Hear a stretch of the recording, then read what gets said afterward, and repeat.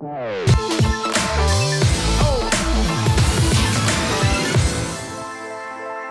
lot of people say this is the golden generation. We've heard that term used. In particular, Alphonso Davies. I guess this is it, isn't it? I mean, you've worked with Alphonso now for 4 years. Just how good is he? I mean, we already think he's the best left back in the world. A lot of people are comparing him to some of the best left backs ever. I hear him compared to Ashley Cole, Maldini, Roberto Carlos. Just how good do you think he can be, and how good is he now? Yeah, I mean, he's a phenom in terms of his abilities. I mean, that's what he is. I mean, he's, for me, playing at left back, I often see that sort of caged animal. I think that's one of the challenges I see, when he plays at that top level. He wants to be higher up the field, and it's almost like he has to hold back to do the defensive components of his role. I mean, I'd love to see Davies playing, further forward and a lot freer. But at the same time, I've just watched this player grow. He's added so much more, the composure, the discipline to do the defensive transition work, his awareness of when to join the attack. So, I mean, he's certainly, I think his football IQ has started to go through the roof over the last 2 years. That's what I've really noticed in Alphonso, the young kid that was almost like a street footballer when he was with the national team. He could just pick the ball up when he decided and go for that dribble. It's just, he just plays with the smarts now, picking his moments, when to play inside, when to play outside, and even his moments when to go now, and when to give his teammates that opportunity to lend them the ball, knowing he wants to get it back. But he's a phenom, and on and off the pitch, just you can sense his energy. That's him. Like, there's not a mask there. What you see on social media, that's him. Yeah, I feel like his backstory helps him as well so much. He's almost sort of used that to invigorate his career as opposed to sort of being negative.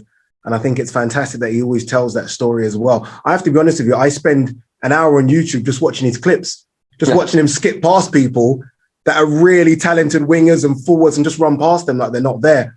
I was looking at sort of a national list of the best players ever. And I still think Guzman deserves to be sort of number one just because of what he's done for Canadian football. But already Alphonso Davies, being so young, is considered Canada's best ever player.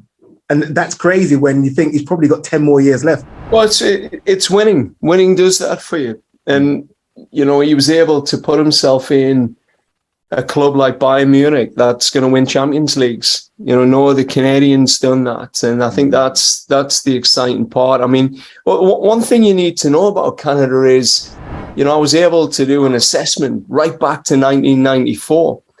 And we've always had talent. This country has always had talented players. And we've had at least 3 cycles that I believe should have qualified for a World Cup with the talented players. And, with someone like Alphonso, we just haven't had that type of player. Yeah. And that's a player that's playing consistently now in one of the top 5 clubs in the world and winning.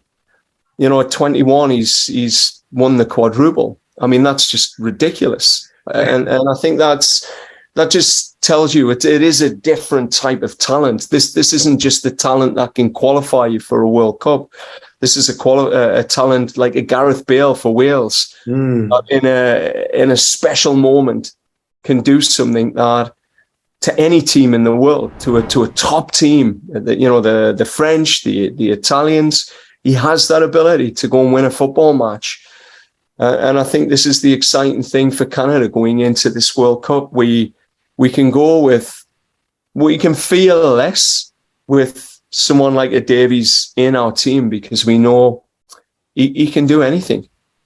And I guess the beauty of your team right now was, look, Davies didn't play a few of the World Cup qualifying games and he still got through. So it shows that the strength and depth there as well. Talk to me about that feeling when you're playing Jamaica and it's 1-0, it's 2-0, it's 3-0, and you're on the touchline and we're going through to a World Cup now.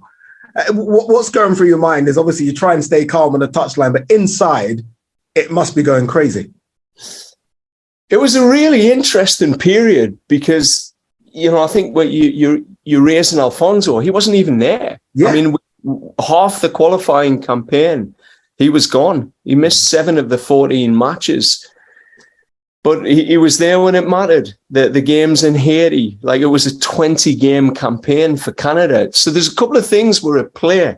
The first thing was we'd set a target to qualify, but the main target was to remain undefeated. Mm. And, you know, the second target was to finish top of CONCACAF. The boys called it Kings of the North. Yeah. And that was it. There was some of the targets. So almost the World Cup qualification was like underneath. Mm. You know, that was like a subsidiary target to be in top of the group. And it was a really strange period because we went to Costa Rica. We were super confident we were going to qualify in that game. We went down to 10 men, and even with 10 men, we were dominating the game, but we lost our undefeated record in that stadium. So there was a bit of like frustration, but at the same time, we didn't want to qualify in Costa Rica. Like it would have just been an absolute crime if we qualified with 400 fans there. But like we were sort of like going, right, okay, the undefeated title's gone. We can still finish top of CONCACAF and we can qualify at home. Right, this was all meant to be. So that day, like when that first goal went in, and then the snow started to come, and literally it did start to snow. I think it was as just before or just after, you just knew, like it was all set up. All the hard work, all the BS we dealt with on the journey, with all these qualifying routes changing and, you know, being sent to places in COVID we should never have been sent to. Like it just all was worth it in the end. So the fans, I think around the 75th minute, they started singing the national anthem. And I just remember like just welling up, and you looked across the bench at your staff and other players, and people were just singing the national anthem. The game's going on.